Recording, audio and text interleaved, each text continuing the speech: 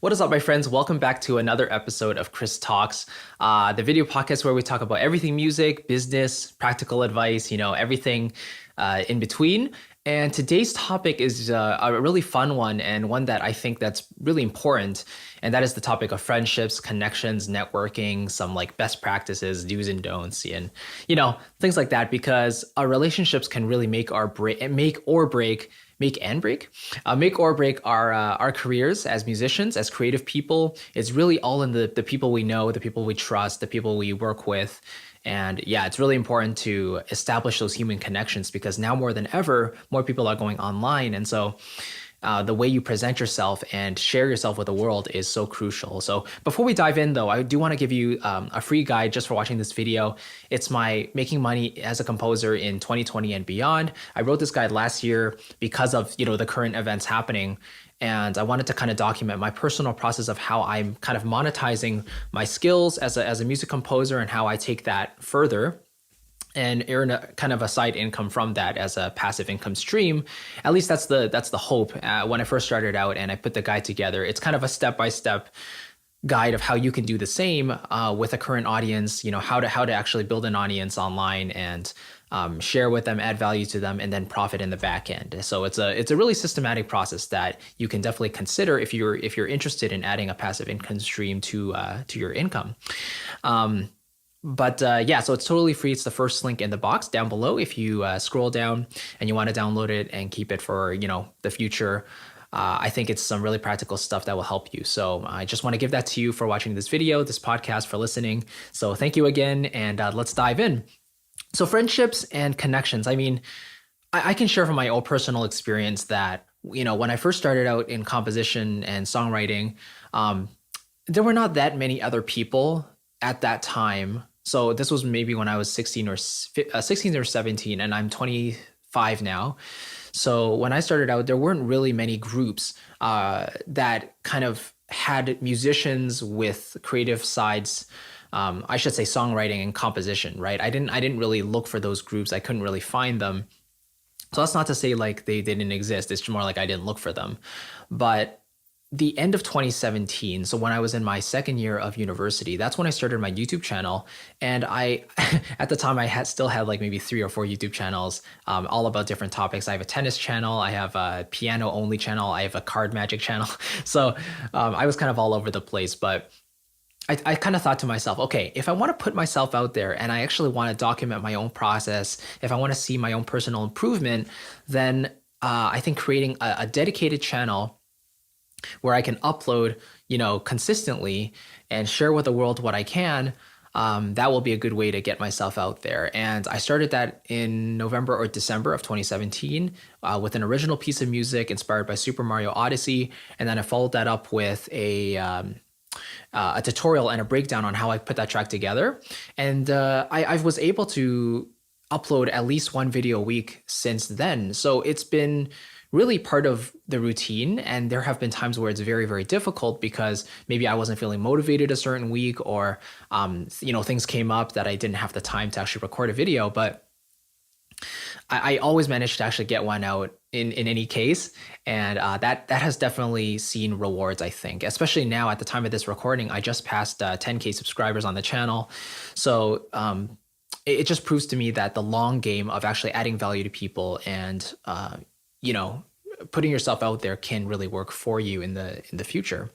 But anyway, talking about how that actually benefited me and what I actually gained from that was friendships and connections and opportunities, right? And I talked about this in a previous episode, how, starting a YouTube channel can be very beneficial. So starting my YouTube channel was very beneficial for me because after, I think it was 2 years, 2 years ago, I uploaded a piece called Once Upon a Romance. That's kind of like a Disney style piece that's like more mellow, more calm, And up to that point, I had been uploading tutorials. I've been uploading, breakdown videos, theory videos, all that stuff. But I didn't really have any credits to my name, like I was doing what I loved, but I wasn't really doing it for the fame. I just wanted to, share myself out there and put myself out there. And then on Facebook, I hope she doesn't mind me saying this, but on on Facebook, I was scrolling and I saw Tina Guo, the cellist, and you might know her name from her library, her sample library with Cinesamples, Tina Guo.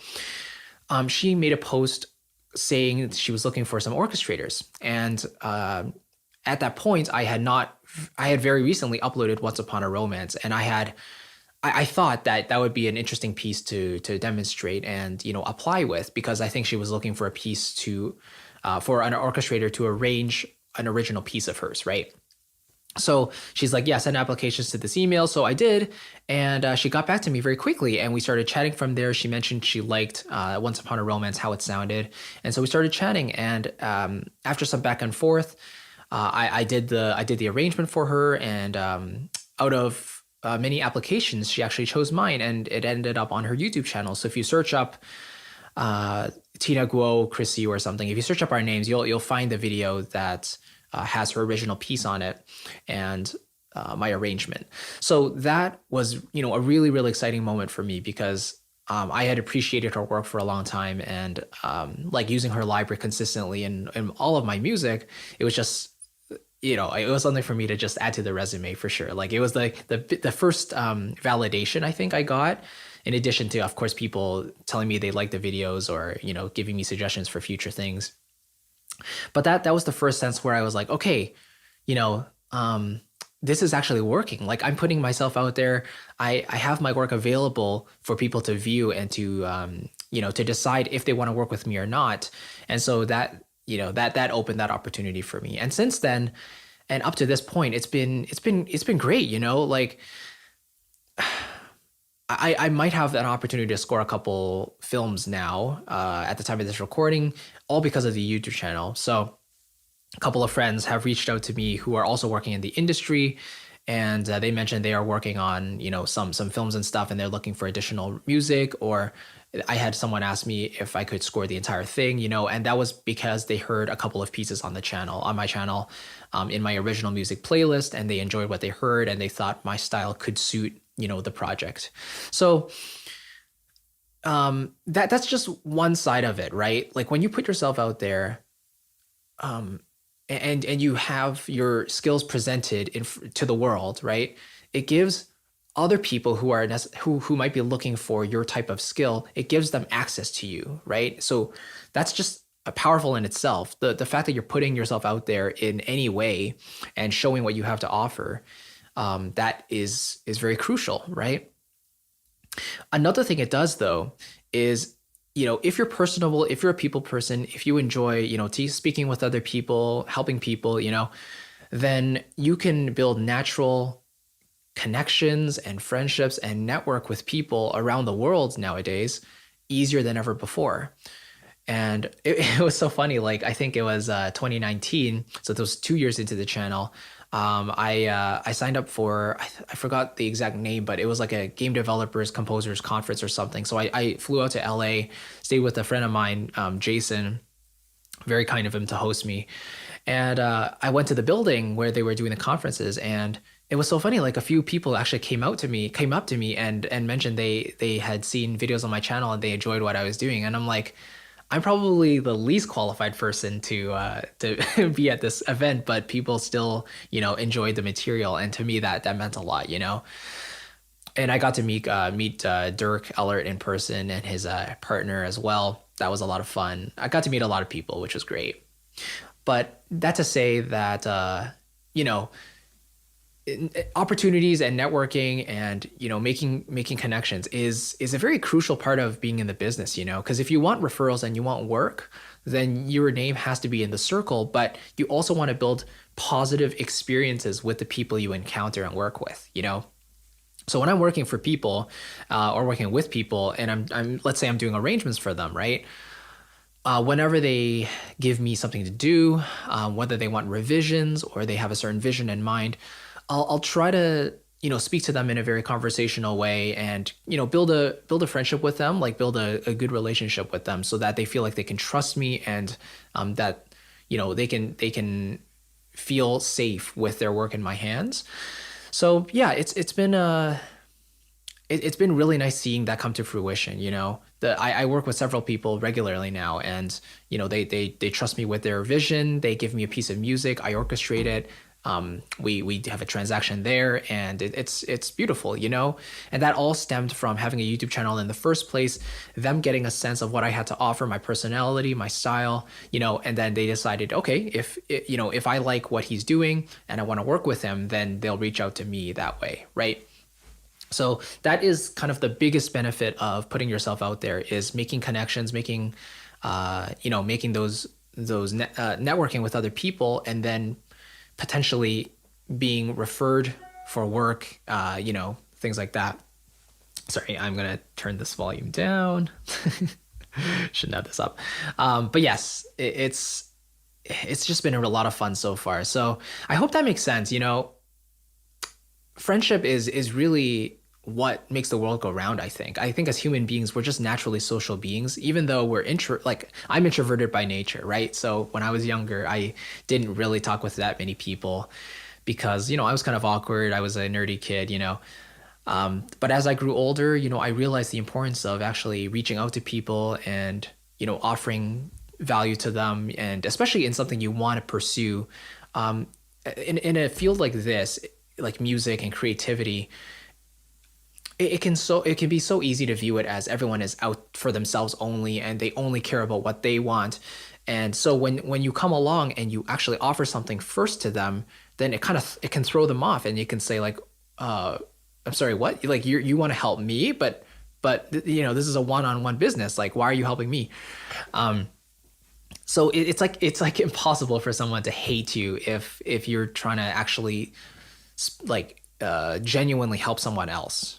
And if you have a certain skill that you feel like they could benefit from, then you can offer to help them out for free or at a very low cost, right? But just to establish a relationship with someone else can build that synergy and that energy between you very, very quickly. And so as a result, in the future, if more work like that comes up and they can't handle it or they don't know what to do, then they have someone to call on, and that could be you. And so that's just one way that, friendship can really help.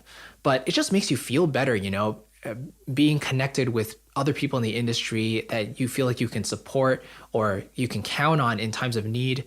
There's no better feeling than feeling like there's a community out there for you. And the best way to do that, I think, is to put yourself out there, whether that's starting a YouTube channel or having a portfolio out there, and wherever you feel like you're skilled, wherever you feel like you have a presence or that you have some sort of authority on, help others with it.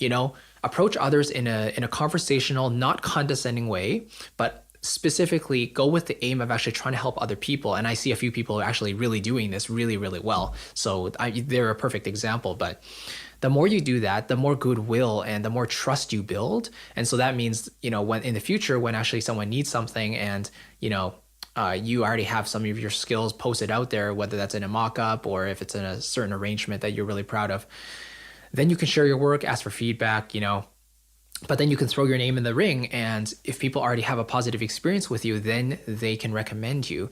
And so that's why connections and word of mouth is everything in this industry, I think. Because at the very top or even at the lower levels, and it isn't really about the skill level. Of course, to a certain degree it is, but at the end of the day, it's about who you know, who you trust, who you like. And, because if you're trying to recommend someone to someone else, you're not going to recommend someone who's like you think is terrible, because then that could damage your relationship with your friend, right? So you're only going to recommend people that you actually think will do a good job. And so building those relationships and building that trust can really, really help in the future. So that's kind of the thing I wanted to talk about today, is the importance of relationships and building friendships in your community, in the niche that you're in. Think of your competition, quote unquote, as collaborators. How can you work with them? How can you promote each other, right? How can you lift each other up? And so, your respective audiences will appreciate that, and, they'll just have another source of inspiration, content to feed off of, and that's the best. It makes the world go around. It makes both of you feel great because you're helping each other out and you're also mutually benefiting. So it's the best. Anyway, that was a kind of long-winded, but I hope that made sense. And I kind of wanted to talk about that today because, especially the world today is so scary and dark. So a little bit of light, positive discussion I think is needed nowadays. But anyway, thank you so much for watching. I do appreciate it. And again, if you are interested in seeing how to monetize an audience, you know, if you're building a presence online and you want to offer them something else, but you also want to scale your income while doing it, then definitely download my guide called Making Money as a Composer in 2020 and Beyond. It is called as a composer, but it's also applicable to really any niche. So you can have it totally free as the first link in the description box below. Again, thank you so very much. I'll catch you in the next video and take care, everybody. Bye-bye.